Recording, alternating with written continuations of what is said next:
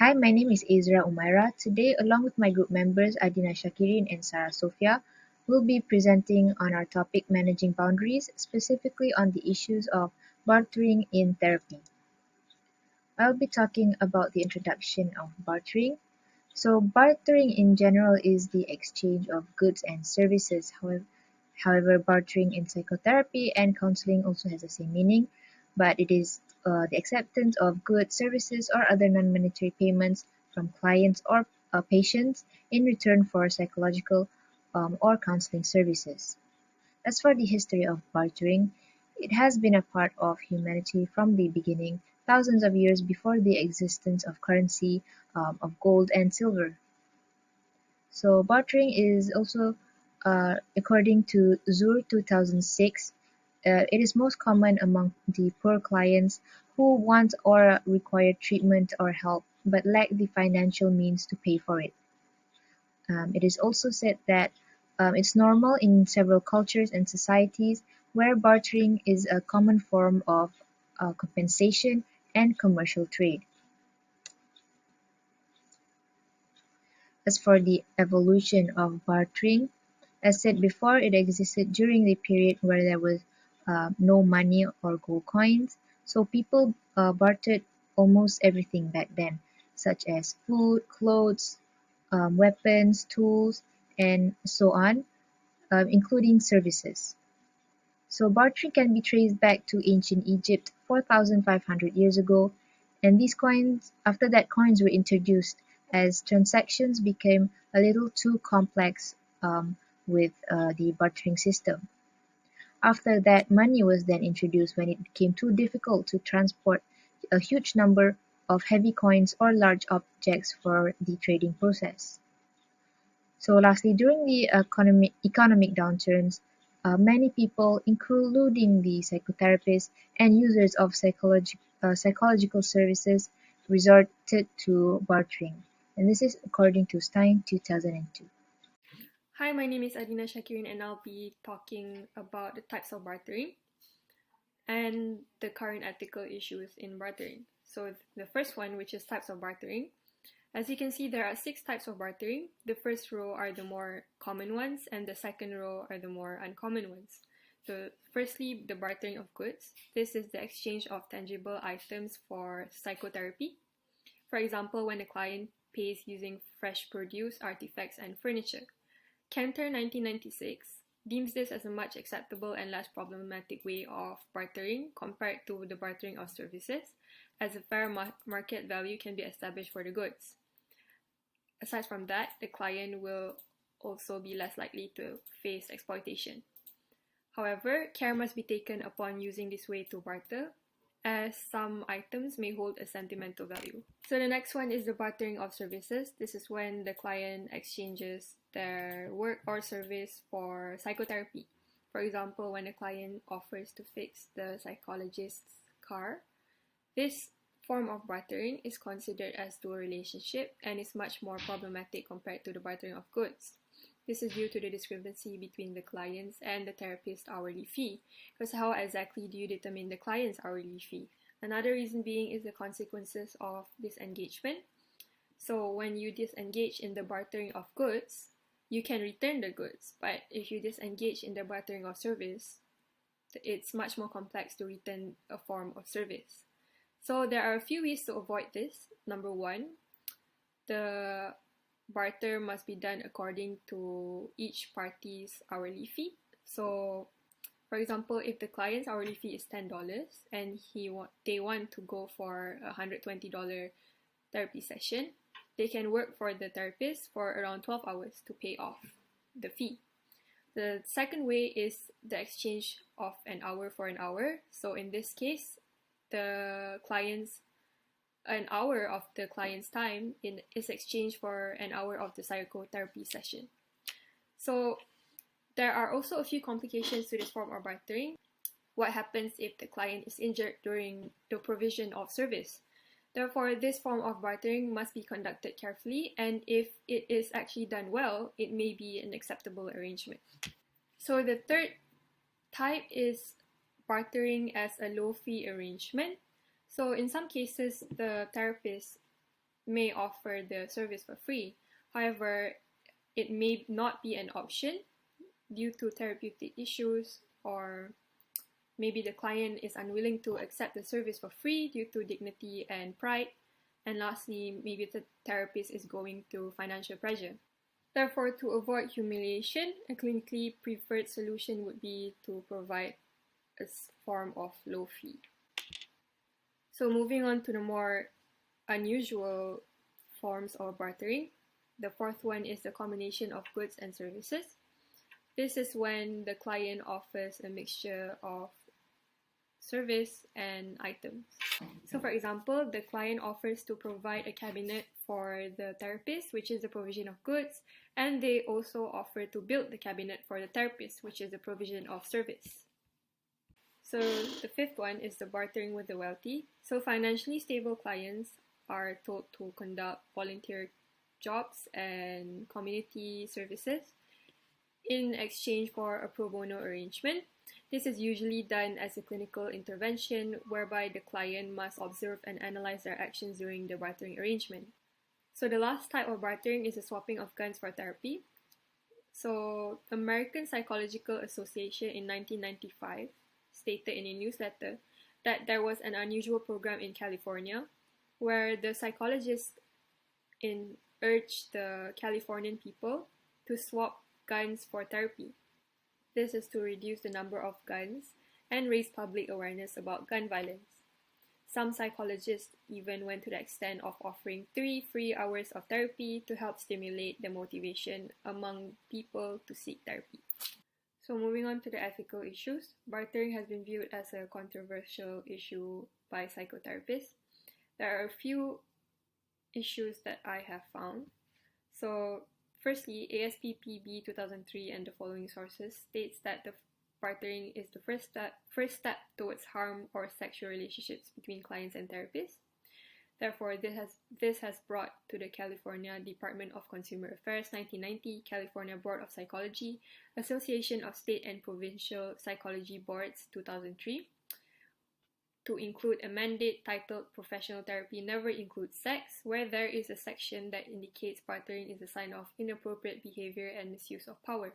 Fellow psychotherapists, on the other hand, states that the power disparity between the therapist and the client may lead to the exploitation of the client by the therapist. According to traditional analysts, all forms of bartering interfere with the transference analysis, thus harming the therapeutic process and damaging to the client. The transference analysis is especially important as it allows the client to obtain present insights for past issues. However, in some cases, bartering may be the only way for underprivileged people to obtain therapy, especially amongst agricultural, rural, and other communities. Therefore, Cantor et al. 1996 states that the bartering of goods in this case is much more acceptable compared to services. Hi everyone, my name is Sarah Sofia and I'll be continuing this presentation with the risk in bartering. Therapists typically engage with bartering arrangements with the intention to offer their services to those that have limited or insufficient funds. However, such as everything in life, potential risks are at hand. The first risk would be different perceptions of quality. As we know, each individual perceives an object's quality differently. So the quality of the bartered services becomes problematic if either the therapist or the client feel shortchanged. This may cause feelings of resentment and therapeutic damage. Next, we have malpractice suit that happens when a client feels that the therapist does not maintain a proper standard care, as stated by Stromberg and his colleagues in 1988. This typically is the result of when a client feels exploited. Other than that, even if a therapist maintains a proper standard care, a dependent client may give more than what is agreed in the bartering arrangement and may expect a special treatment in return. This brings us to the third risk in bartering, which is lawsuits in general.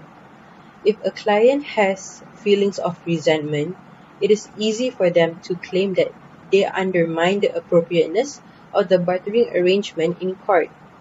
For example, they could say that they lack the mental competency at the time of the bartering contract, or they felt pressure to reach a bartering agreement due to the power disparity between the therapist and the client.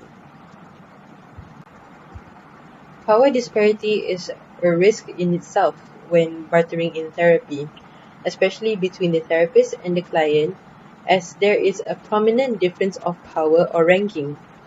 This may lead to exploitation of the client by the therapists themselves in the bartering arrangement.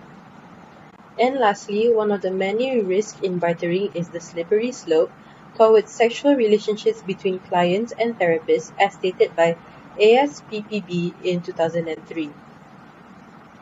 The ASPPB was so adamant to avoid the slippery slope that they actually include the mandate to avoid bartering in their official brochure called Professional Therapy Never Includes Sex.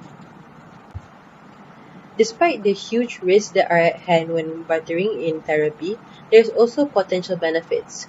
The first one being that it aids unemployed and uninsured clients, especially during the pandemic where economic hardships and unemployment increases.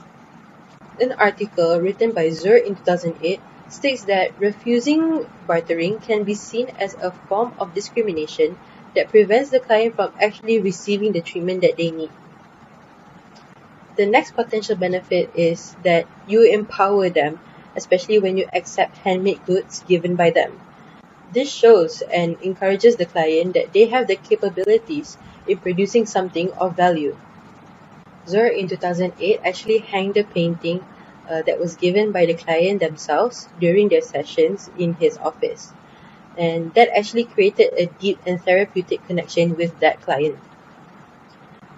And lastly, it is therapeutically beneficial, especially when you're bartering with culturally diverse clients who consider bartering as a norm.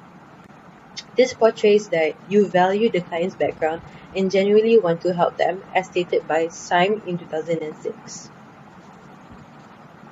To help you understand better where potential risks appear during bartering, let's do a case study together. You can opt to pause the video or read along with me. An unemployed landscaper has insufficient finances to pay for his therapy sessions. The therapist suggests a bartering arrangement where the client designs and redo the therapist's yard in exchange for the therapy. However, a session is ringgit per hour, and the therapist plans to credit the client with 15 ringgit an hour only. This means that the client has to work over 6 hours for each of his therapy sessions. Distraught, the client protested as the time used for redoing the yard would prevent him from obtaining a full-time job. When hearing this complaint, the therapist suggested the client to cease all therapy sessions with them and only resume when he is able to pay the full fee. What do you think? Is this ethical or unethical? And where can you find the risk? If you guess unethical, congrats, you are correct. So let's see where the potential risks are. Firstly, we have the different perception of quality. The therapist suggested a below fair market value for a proficient landscape artist such as the client. This resulted with the bartering contract contributing to the client's already significant difficulties. Next, power disparity. Instead of coming to a better bartering contract, the therapist actually abandons the client after he complains. This may lead to the client feeling exploited. And lastly, a malpractice suit, as the client sued the therapist for considerable damages in the end. This case study was taken from an article by Kucher and Kiespiegel in 2008. That is all from me. Thank you. Moving on, I will be talking about our next subtopic, avoiding ethical issues. So while bartering is not intrinsically immoral or unethical, however, it is always advisable and wise that a practitioner prohibit oneself in most, if not all, cases. This is due to the fact that, as stated in the previous slides, there are risks to be taken when doing this bartering with clients. So according to the ACA Code of Ethics, counseling counselors may barter only if the bartering does not result in exploitation or harm, if the client requests for it, and if such arrangements are an accepted practice among professionals in that community. As for the APA Ethics Code, psychologists may barter only if 1. It is not clinically contraindicated, and 2. The resulting arrangement is not exploitative. Um, so how do we avoid these ethical issues? So as you all know, as practicing psychologists, they deal with all types of organizations and all groups of people. It is always advisable that they should be aware of who they hire to assist and what is expected of them. So in other words, the practitioner should always know with what type of client and patient they are dealing with.